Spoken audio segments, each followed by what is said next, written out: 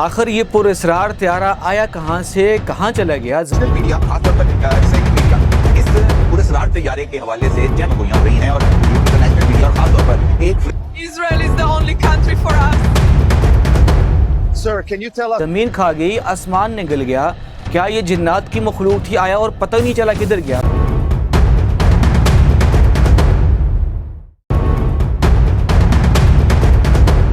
ناظرین صرف میں آپ کو ایک نقشہ بتا دیتا ہوں، پچھلی جو ویڈیو میں نے بنائی تھی اس میں ریکارڈنگ کی وجہ سے جو آخر کا جو کلپ تھا وہ رہ گیا تھا، تو اب میں دوبارہ اس کلپ کو ریکارڈ کروا رہا ہوں۔ میں آپ کو ایک نقشہ دکھاؤں گا، نقشہ آپ دیکھیں پھر آپ اندازہ لگا لیں۔ میں یہ نہیں کہتا کہ ترکی کے جہاز نے حملہ کیا ہوگا، ایران کے جہاز نے حملہ کیا ہوگا یا پاکستان سے جہاز گیا تھا، میں کسی ملک کا نام نہیں لے رہا، لیکن یہ نقشہ آپ دیکھیں ذرا، آپ کو اندازہ ہو جائے گا۔ یہ نقشے پر آپ دیکھیں جی، اسرائیلیوں کی طرف سے یہ بیان ریکارڈ کروایا گیا کہ ہمارے ریاست کے اوپر کسی نامعلوم جہاز نے حملہ کیا اور پھر کویت کے راستے سے نکل گیا۔ اب دیکھیں کویت کے بعد تو اگر کوئی ملک حملہ کر سکتا ہے وہ ایران ہے۔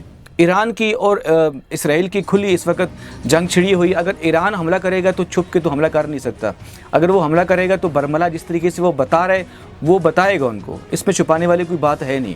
ہاں اب ایران کے علاوہ اگر پاکستان دیکھا جائے، چونکہ پاکستان نے کھلی جنگ کا اعلان نہیں کیا تو پاکستان ممکنہ طور پر ہو سکتا ہے، لیکن میں یہ نہیں کہہ رہا کہ یہ نامعلوم طیارہ، یہ جو نامعلوم مخلوق جو آئی ہے، فضا سے آئی ہے، زمین سے آئی ہے، کہاں چلے گی، پاکستان کا نہیں کہہ رہا، صرف میں آپ کو سمجھا رہا ہوں۔ یا کویت کے راستے سے ایران ہے، ایران کے بعد پھر پاکستان ہے۔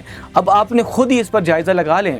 میں اگر کوئی بات کروں گا تو وہ بعض اوقات ایسا ہوتا ہے، کوئی الفاظ ایسے ہوتے ہیں جو دلیل بن جاتے ہیں کسی بھی کیس میں، کسی بھی قانون میں، بعض اوقات ایسی چیزیں جو ہوتی ہیں وہ دلیل بن جاتی ہیں۔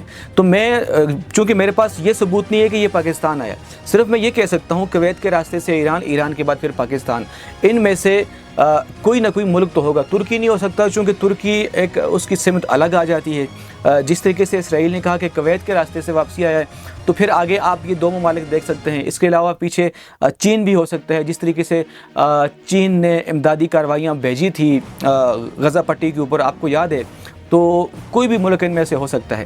لیکن جو آپ کو میں زیادہ سمجھانا چاہ رہا ہوں، پہلے کویت ہے، پھر ایران ہے اور پھر پاکستان ہے۔ اب تک کے لیے اتنا ہی کافی ہے، ملتے ہیں ایک نئی ویڈیو میں۔ آپ اپنا بھی خیال رکھیں، اپنے گھر والوں کا خیال رکھیں، مسلمانوں کے لیے ہمیشہ دعا کرتے رہیں، بالخصوص ایران کے لیے اور فلسطین کے لیے دعا ضرور کریں۔ خدا حافظ۔